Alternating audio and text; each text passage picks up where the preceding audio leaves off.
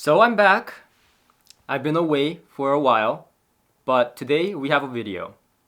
Now, hi guys, I'm back. Starting this year, I wanted to review speakers that are interesting, that interest me. And one of the speakers that have really interested me were the sound artist speakers, as you know, in the past from China Hifi. Now, yes, it takes about 30 to 45 days by, boat. It comes in a boat and then it comes to you, which is kind of cool if you think about it. I was interested in this one specifically because it kind of looked like a JBL knockoff. Now, if you remember in the past, I reviewed sound artist speakers that was kind of looking like a Tannoy knockoff. And those were quite good. Those were quite affordable way of getting into that concentric design. Now, this is a horn design, so I was like, you know what? If this is, this is $880. So if this is an affordable way into getting into the horn design that sounds somewhat like JBL, that would be awesome. I was wrong. These do not sound anything like JBL speakers or speakers that I actually like. Emotional, damn it! Now, if you compare it to a speaker that everyone knows, the Klipsch RP600M, which is about what, $650? Yeah, pretty fair comparison. Yeah. These are about $880, before shipping, so just a little bit more, but much bigger in size. But size is not everything, because that came out wrong. What I meant to say, really, is that these are big, but doesn't sound like, it doesn't have more bass or authority than the Klipsch RP600M. In fact, I feel like Klipsch RP600M is a more consistent speaker in terms of its sound signature and speaker placement. And what I mean by that is, like, for example, if I play some rock tracks like, I don't know, Beatles or, not very well recorded tracks, then I can assume that, I'm gonna probably not have very much of a good time with the Klipsch RP600M because it tends to be a little bit more of a brighter speaker than my other speakers. Fair enough. With this speaker, it's a totally different story because my reviews usually go like, it sounds good with these type of tracks, it sounds good with these type of tracks, it doesn't sound good with these tracks, kind of, vibe.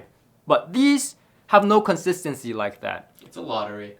It's a lottery. Like, you pick a track, it may sound, very good.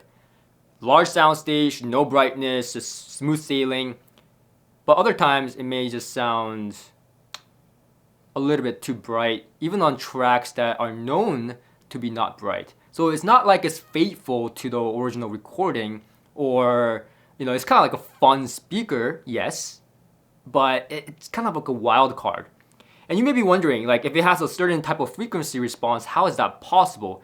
And my assumption is that because of the horn design and because of... And also, this is not really a horn speaker because it's more of a waveguide because, again, it's not using a compression driver from what I can see. And another thing that's a little bit weird is that the 8-inch version on China Hifi's website lists the driver type, like it's a titanium tweeter with a 8-inch paper woofer. If you go to the 10-inch one, it doesn't say anything. So I don't know if it's a paper driver or if it's using the same tweeter. Now you may be asking, why didn't you just reach out to China Hifi and find out, Jay? Well, because quite frankly, they take a while to get back to me and I didn't feel like reaching out to find that exact information. You can do so if you want to. Now, I obviously didn't buy these speakers. These were sent over here to me for me to listen to and assess.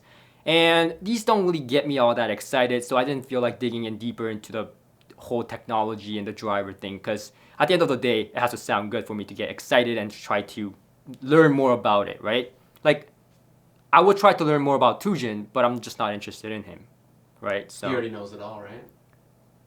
No. Okay. No. Awesome. Great analogy, Jay.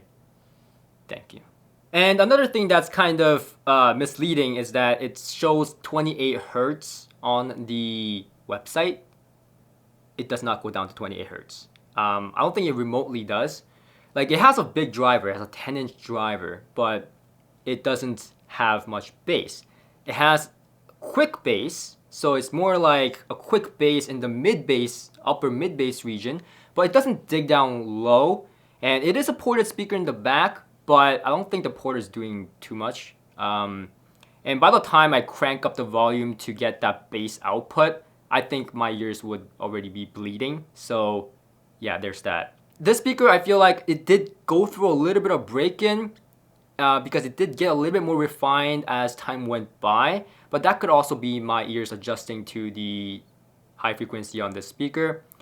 The other thing is, as you can probably imagine, you want to have these speakers, if you ever get them, facing out towards the room instead of facing them directly towards you, because facing them towards you may result in damage to your ears, and that's a disclaimer. I do not take any responsibility for any of your losses, including hearing. But I've said it. Don't tilt these towards your ears. I don't care how bright you like it.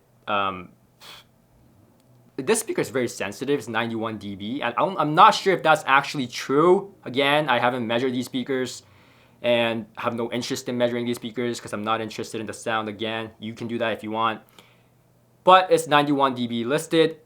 That is pretty sensitive. You can drive it with, 2 amplifiers, and I've done that. I've driven it with tube amplifiers that are very well known, like Deckware, and I've also tried it with amplifiers from Denafrips, which I really like as well.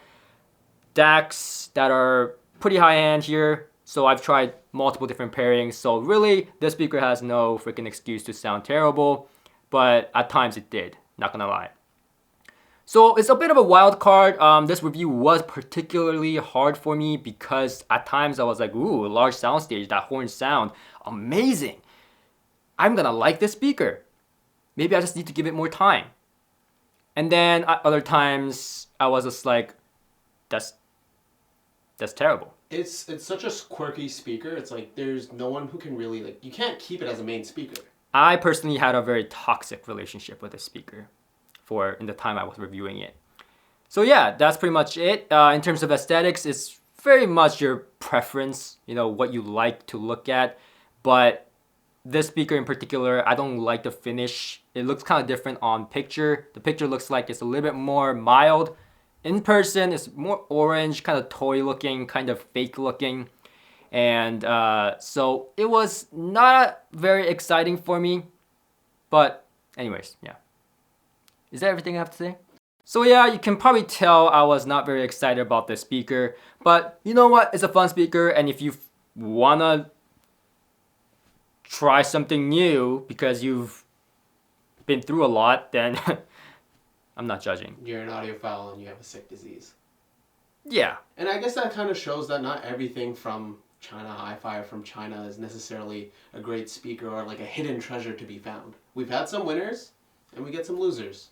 Yeah, and it's true. It's kind of like a wild card, and some are very impressive. Some are very good money for the value, right? But sometimes it's a miss. And this one is in particular, I think was, a slight miss. But some people may like it, especially if they like that Klipsch RP600M sound. Looking for something a little bit different, kind of wild, than it may be in your books. But we're always searching for something new and better. So stay tuned, make sure you're subscribed, and click that like button and the bell notification so you don't miss the next one. You know the drill. See you guys on the next one, hopefully soon. Peace.